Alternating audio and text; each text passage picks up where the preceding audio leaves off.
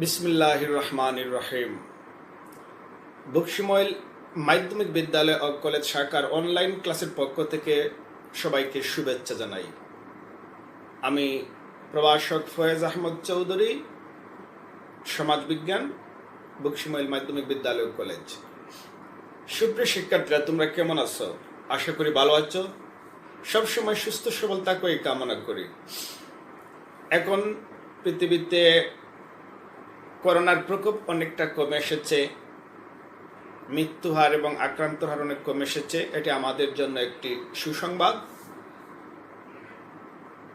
তাই বলে তোমরা হেরাফেরা করে চলাফেরা করলে হবে না, তারপরও স্বাস্থ্যবিধি নিয়ম নীতি মেনে চলতে হবে, না হলে আবার করোনার প্রকোপ বৃদ্ধি পেতে পারে। যাই হোক, এবার আমরা মূল বিষয়ে চলে যাই।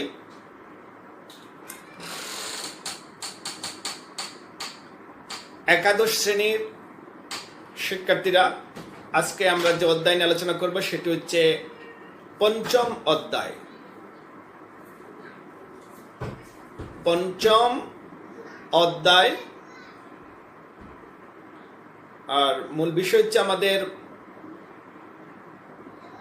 পরিবার বলতে কি বুঝি, একটি আধুনিক পরিবারের কার্যাবলী আলোচনা করব আমরা আজকে। প্রতিদিনের মতো আজ আমি চেষ্টা করব অত্যন্ত সহজ সরল এবং সংক্ষিপ্তভাবে তোমাদেরকে এই বিষয় নিয়ে আলোচনা করার জন্য। একাদশ শ্রেণীর শিক্ষার্থীরা, তোমরা একটু মনোযোগ দিয়ে আমার ক্লাসটা ফলো করবে। প্রথমেই আমরা পরিবার কি, পরিবারের কার্যাবলী বোঝার আগে একটু পরিবার কি আমরা সংক্ষেপে একটু আলোচনা করি, কেমন? পরিবার, যার ইংরেজি আমরা সবাই জানি ফ্যামিলি। ফ্যামিলি মানে হচ্ছে পরিবার। আমরা সবাই তো কোনো না কোনো পরিবারে বসবাস করি। মানুষ তো একা বাস করতে পারে না, মানুষ সঙ্গ চায়। কোনো মানুষই একা বাস করা তার পক্ষে সম্ভব নয়। সমাজ নিয়ে, পরিবার নিয়ে, এগুলো নিয়ে মানুষ বসবাস করতে হবে। সাধারণভাবে আমরা সমাজের মৌলিক ও ক্ষুদ্রতম মৌলিক প্রতিষ্ঠান হলো পরিবার। পরিবার সমাজ গঠনের অন্যতম বাহন। মানব সৃষ্টির অসংলগ্ন থেকেই মানুষ সমাজে বিদ্যমান, পরিবারে বিদ্যমান।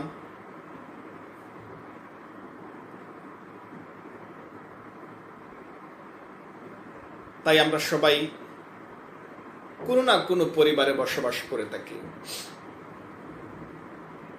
সাধারণভাবে আমরা বলতে পারি যে বিবাহ বন্ধনের মাধ্যমে একজন পুরুষ এবং একজন স্ত্রীলোক তাদের অবিবাহিত সন্তানদের নিয়ে বাস করার একটি সংগঠন। আমি আবারও বলছি, সাধারণভাবে আমরা পরিবার বলতে বুঝি যে বিবাহ বন্ধনের মাধ্যমে একজন পুরুষ ও একজন স্ত্রীলোক এবং তাদের অবিবাহিত সন্তানদের নিয়ে বাস করার একটি সংগঠনকে। মূলত স্বামী স্ত্রীর বন্ধন ধারাই পরিবারের সৃষ্টি। অজানার স্রোতে বাসা দুটি জীবন যখন এক সূত্রে গঠিত হয়, তখন থেকে কিন্তু এটা নবজীবন, নব দাম্পত্য জীবন শুরু হয়ে থাকে। স্বামী স্ত্রীর বন্ধন দ্বারাই পরিবারের সৃষ্টি। মেকাইবারের মতে অনেক মনীষী অনেকভাবে পরিবারকে সংজ্ঞায়িত করেছেন। আমি সরসরভাবে দু তিনটি সংজ্ঞা তোমাদেরকে উপস্থাপন করব।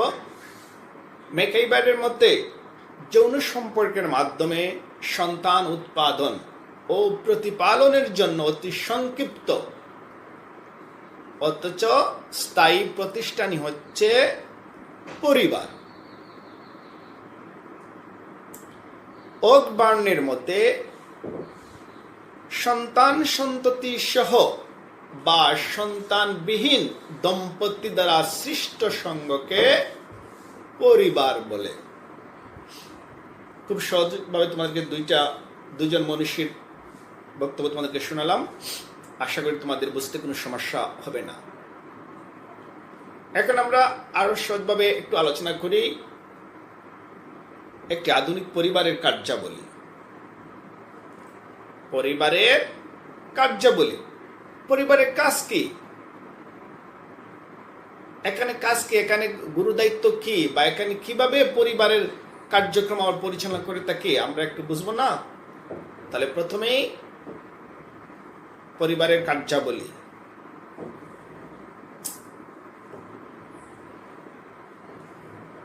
পরিবারের এক, জৈবিক কার্যাবলী।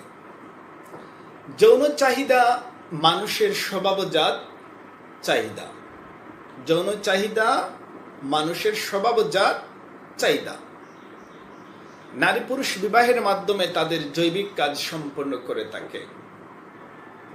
নারী পুরুষ বিবাহের মাধ্যমে তাদের যৌন চাহিদা পূরণ করে থাকে।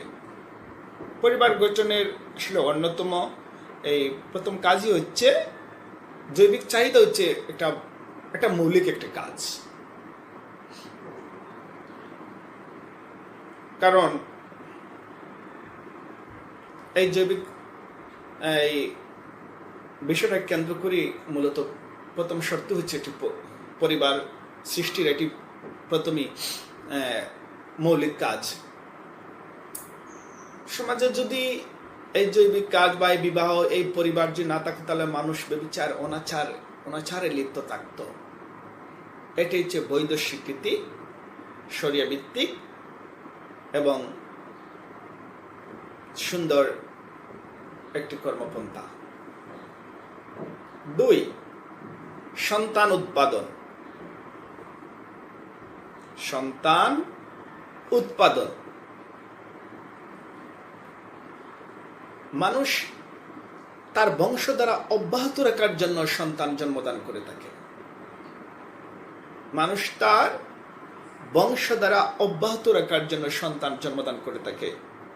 ছেলে হোক বা মেয়ে হোক, সন্তান ছাড়া আসলে পরিবার তার পূর্ণাঙ্গতা প্রকাশ পায় না। একটি দেশে যেমন জনসংখ্যাবিহীন কোন রাষ্ট্র হতে পারে না, একটি পরিবারও তেমনি সন্তানের খুবই প্রয়োজন। একটি সন্তানের জন্য পিতামাতা কত হাজারি করেন, মহান আল্লাহর কাছে কত প্রার্থনা করেন এই একটি সন্তানের আশায়। তাই আমরা বলতে পারি যে ছেলে হোক বা মেয়ে হোক, মানুষ তার বংশধারা অব্যাহত রাখার জন্য সন্তান অত্যন্ত জরুরি একটা বিষয়। 3, মনস্তাত্ত্বিক কার্যাবলী। প্রতিটি পরিবারেই একটি মনস্তাত্ত্বিক কার্যাবলী রয়েছে, আর পরিবারের ক্ষেত্রে গুরুত্বপূর্ণ ভূমিকা পালন করে থাকে। এই পরিবারেই দুঃখ যাতনা নিবারণ, আদর স্নেহ ভালোবাসা পাবার কেন্দ্রই হচ্ছে পরিবার। পরিবার আসলে সবকিছুর জায়গায়, সুখ দুঃখ হাসি কান্না সবকিছু ভাগাভাগি করার জায়গাটাই আসলে পরিবার। 4,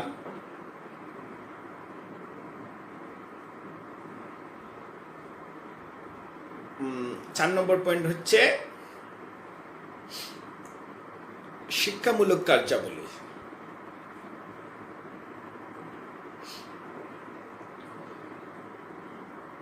মানুষের 5টি মৌলিক চাহিদার মধ্যে একটি হচ্ছে শিক্ষা।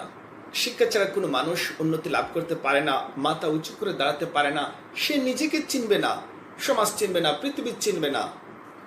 দার্শনিক প্লেটো বলেছিলেন, অজ্ঞতা কাটছে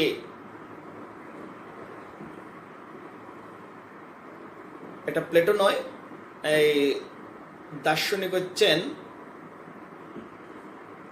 দার্শনিক নার্থান বলেছিলেন, অজ্ঞতা কাটছে পৃথিবীতে না জন্মাই ভালো, কারণ অজ্ঞতা সব দুর্ভাগ্যের মূল।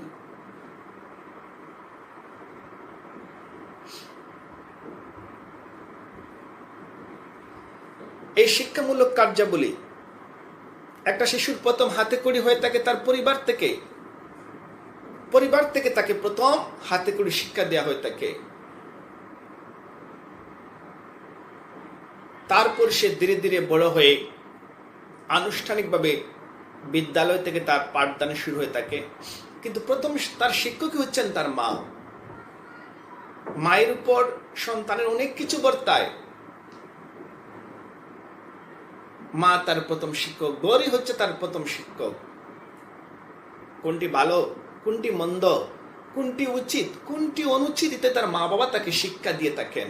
কারণ সে এই পরিবার থেকে যে শিক্ষা পেয়ে থাকবে, সেই শিক্ষা তার পরবর্তী সময়ের জন্য তার পাথেয় হিসেবে কাজ করবে।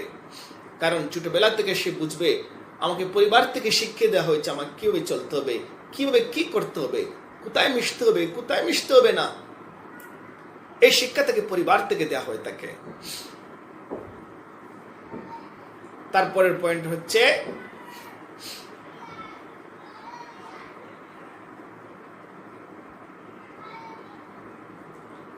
রাজনৈতিক কার্যাবলী।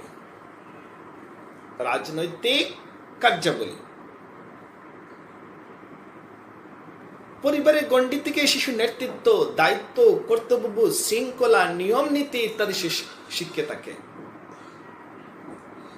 আসলে পরিবারটা কিন্তু রাষ্ট্রের একটা অংশ। পরিবারকে সুন্দরভাবে গাইডলাইন দিয়ে চলাফেরা করা, পরিবারে নেতৃত্ব দেওয়া, সমাজে নেতৃত্ব দেওয়া,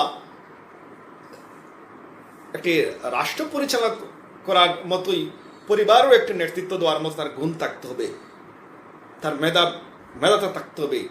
তাই পরিবার চালাতে সঠিকভাবে সুন্দর করে যদি সে তার দায়িত্বর সহিত যদি সে নেতৃত্ব দিয়ে থাকে, তাহলে সে সমাজের সব জায়গায় সে নেতৃত্ব দেওয়ার মতো তার ক্ষমতা থাকবে।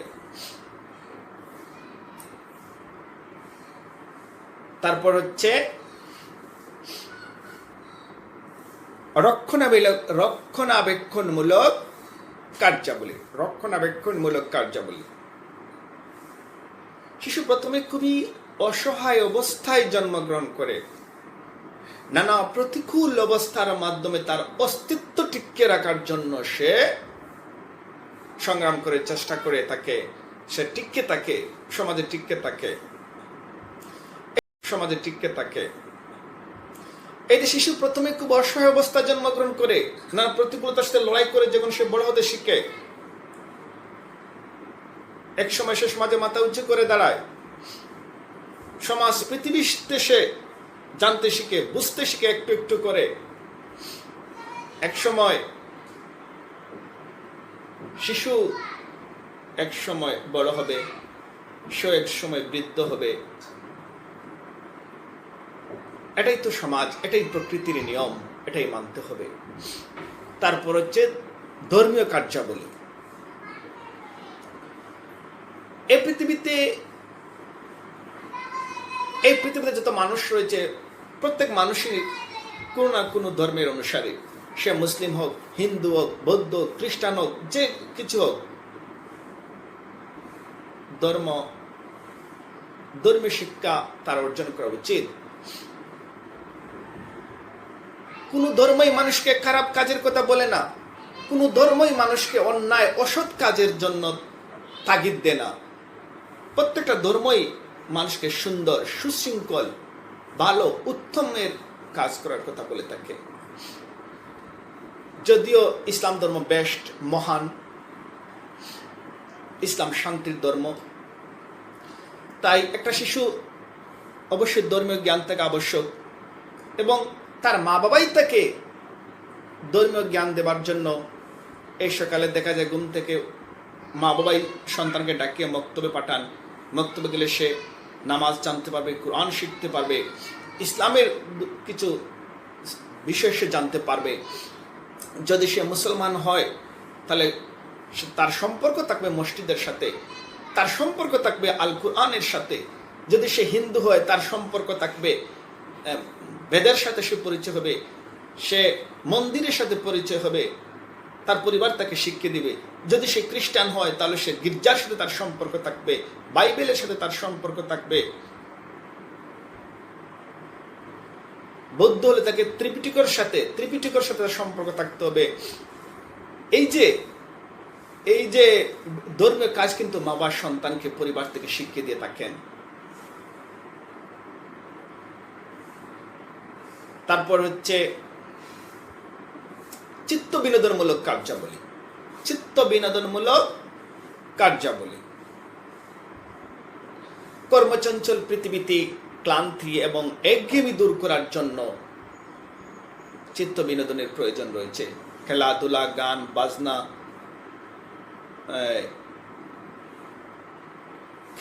গান বাজনা, রেডিও, টেলিভিশনের অনেক বিনোদনমূলক অনুষ্ঠান আমরা দেখে শিশুদের মনে অনেকটা মনটা একটু বিকশিত হতে থাকে। কারণ সারাদিন শুধু পড়ালেখা করলে চলবে না, মা বাবার উচিত সন্তানকে কিছুটা সময়ের জন্য তাকে খেলাধুলা পরিবেশ সৃষ্টি করে দেওয়া, চিত্ত বিনোদনের ব্যবস্থা করে দেওয়া। কারণ মনকে সুন্দর এবং সতেজ রাখার জন্য খেলাধুলার কোনো বিকল্প নেই। সুস্থ দেহ সুস্থ মন। তাই এই চিত্ত বিনোদন থেকে বাচ্চা কিন্তু অনেক কিছু শিখতে পারবে। বিনোদন থেকে তার মনটাও ভরে যাবে হাসি খুশি আনন্দ উৎসাহের মধ্যে।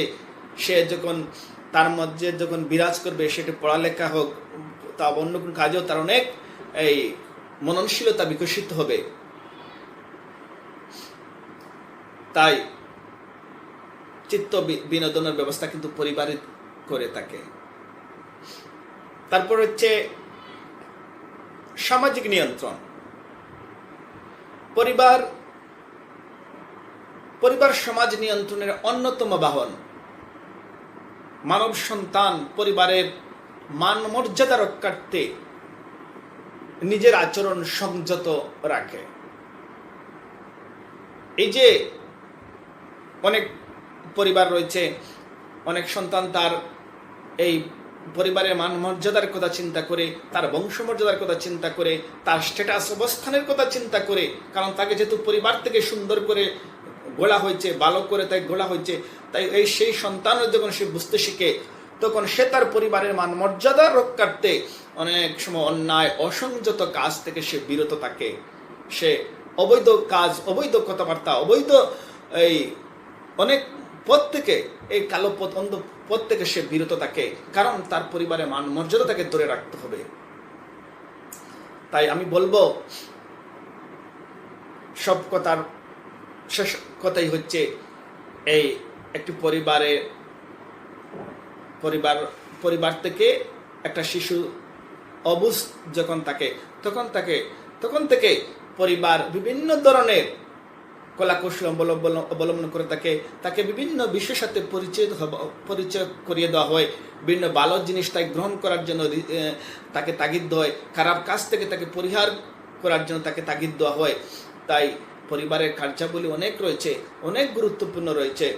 সুপ্রিয় শিক্ষার্থীরা, আমি তোমাদেরকে পরিবার কাকে বলে, একটি আধুনিক পরিবারের কার্যাবলী অত্যন্ত সহজ সরল এবং সংক্ষিপ্ত ভাষায় উপস্থাপন করলাম। তোমরা যদি বাসায় 2-1 বার আমার এই ক্লাসটা শুনো, আমি আশা করি তোমরা খুব সহজেই পরীক্ষায় জানতে পারবে, বুঝতে পারবে বা পরীক্ষায় সুন্দর করে লিখতে পারবে। আমার বক্তব্য আর দীর্ঘায়িত না করে এখানেই আজকের মতো সমাপ্তি ঘোষণা করলাম। সবাই সুস্থ, সুন্দর এবং নিরাপদে থাকবে এই কামনা করছি। স্বাস্থ্যবিধি নিয়ম নীতি মেনে চলবে, এটাই আমার শেষ কথা। ধন্যবাদ সবাইকে। আল্লাহ হাফেজ।